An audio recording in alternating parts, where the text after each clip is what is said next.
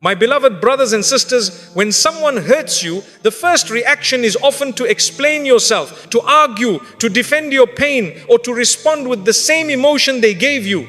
But Islam teaches us a higher response, one that protects your dignity instead of feeding the situation. Not every wound needs a reaction, and not every hurt deserves your energy. Sometimes the strongest response is calm silence, not because you are weak, but because you are wise. When you stop reacting emotionally, you take away the power people think they have over your heart. You choose control over chaos, patience over impulse, and faith over ego. This reminder will show you how to respond to hurt with strength, how to protect your peace without revenge, and how to let Allah handle what you no longer need to carry. Because when someone hurts you, your power is not in hurting them back, it is in rising above with dignity and trust in Allah. Do not react from emotion.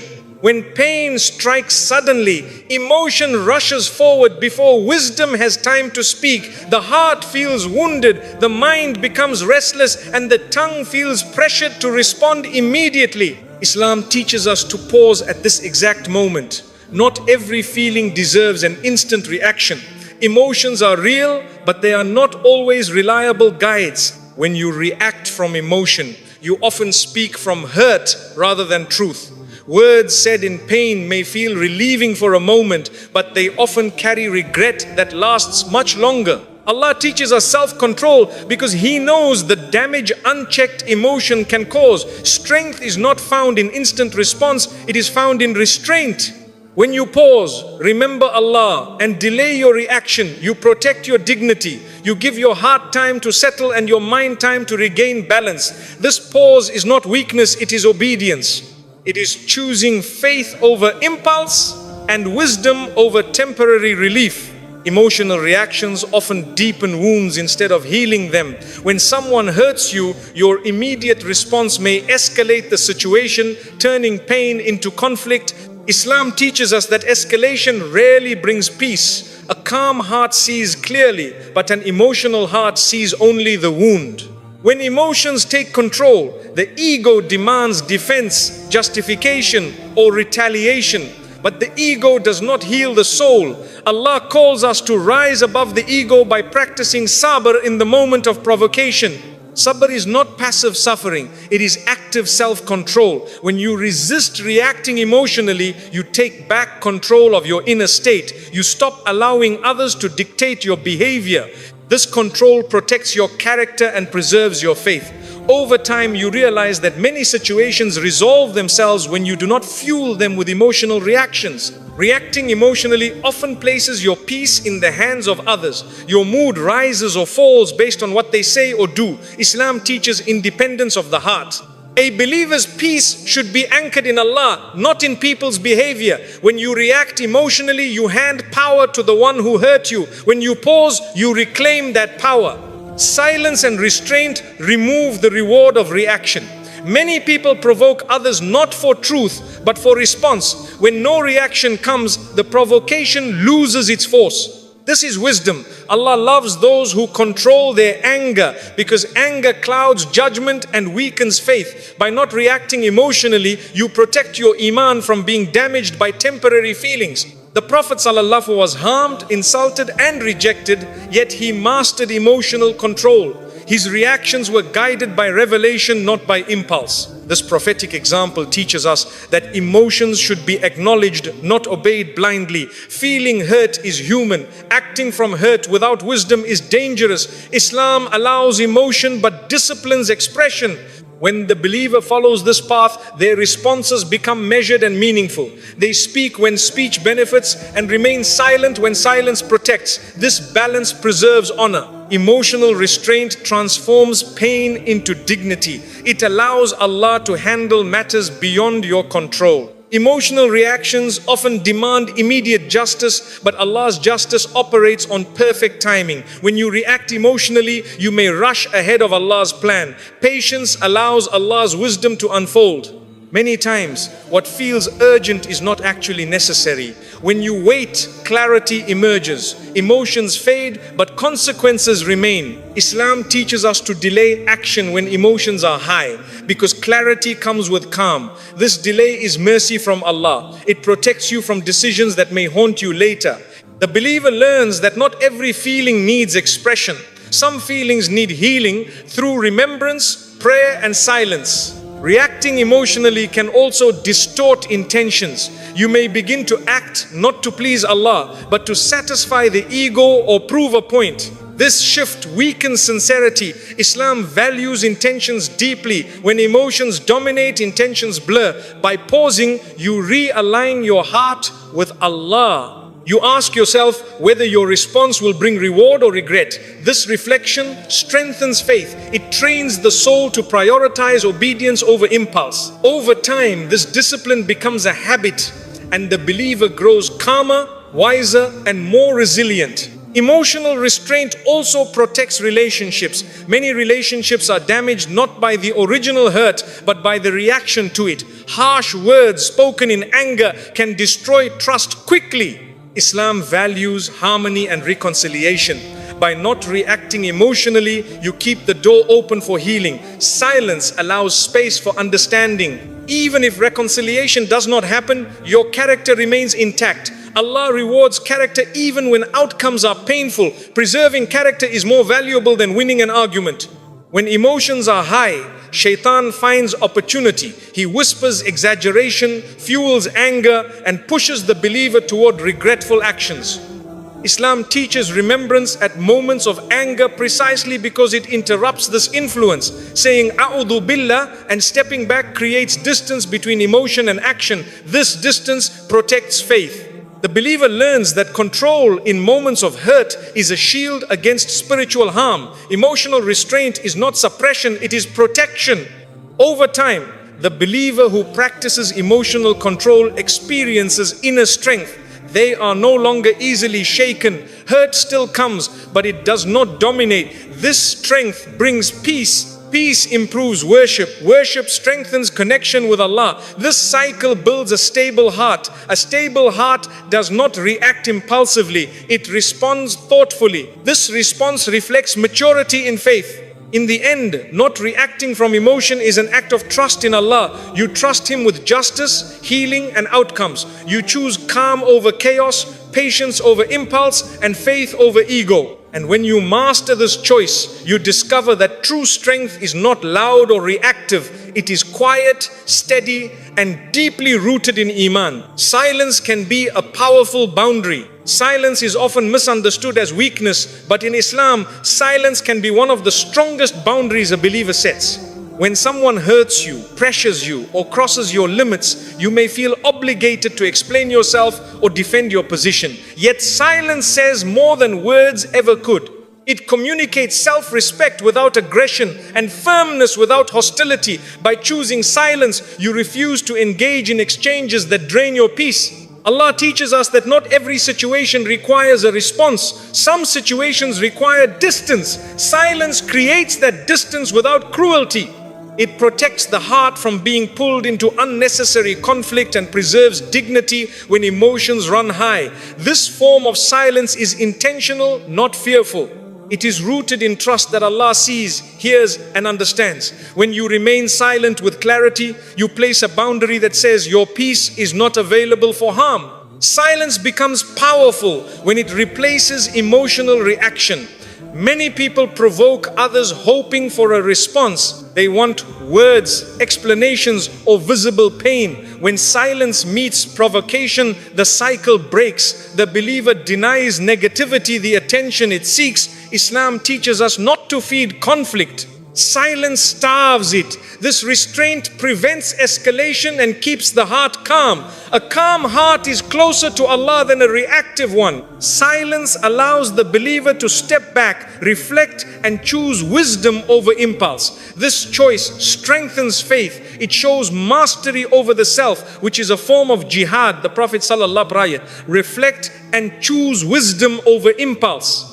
Silence, in this sense, is not absence, it is control. A powerful boundary does not need to be announced. Silence works quietly but effectively. When you stop responding to disrespect, you teach others how to treat you without confrontation. You make it clear that certain behavior will no longer receive access to you. This clarity protects your emotional and spiritual well-being. Islam values clarity because it prevents ongoing harm. Silence sets limits without inviting argument. It keeps the believer safe from saying words they may regret. Words once spoken cannot be retrieved, but silence preserves the record. Allah loves those who restrain themselves when provoked, and He rewards that restraint generously. Silence also protects sincerity. When you explain yourself repeatedly, intentions can shift from pleasing Allah to pleasing people. Silence removes that temptation. You no longer feel pressured to justify your choices or emotions. You place your trust in Allah's knowledge rather than people's understanding. This trust strengthens Iman. The believer learns that not being understood by everyone is not a loss. Being understood by Allah is enough. Silence reinforces this truth gently but firmly. In many situations, silence is a form of self-care. Islam permits. The heart has limits. Constant dialogue with hurtful people exhausts it. Silence allows the heart to rest. Rest restores clarity. Clarity strengthens faith. Islam does not demand constant availability. The Prophet ﷺ withdrew at times for reflection and peace. This teaches us that stepping back is not abandonment, it is balance. Silence creates space for healing that arguments never allow. Silence also protects relationships from permanent damage. Words spoken in anger often leave scars that cannot be erased.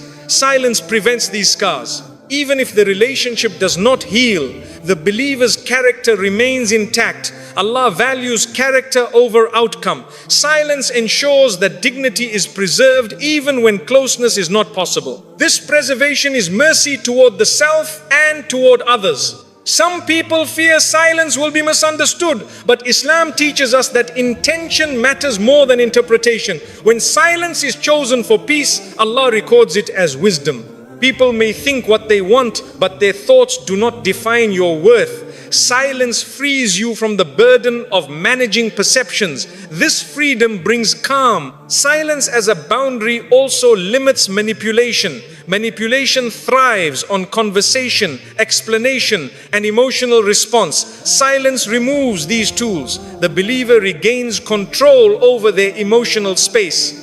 This control strengthens self-respect. Self-respect reinforces faith. Allah does not want His servants emotionally exposed to harm. Over time, silence reshapes the believer. They become less reactive, more observant, and more composed. Their presence carries weight without noise. This composure reflects inner strength.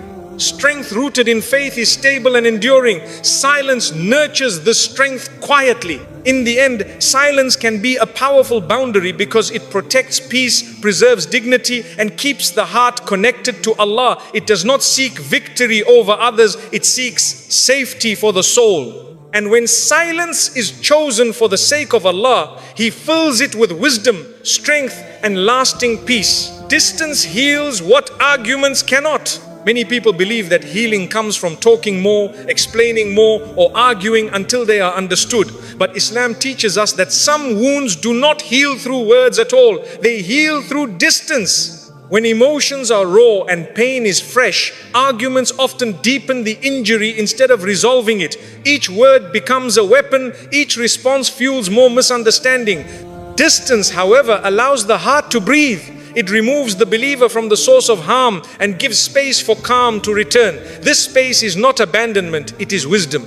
Allah does not require you to remain in places that continuously hurt you. Distance creates an environment where reflection replaces reaction.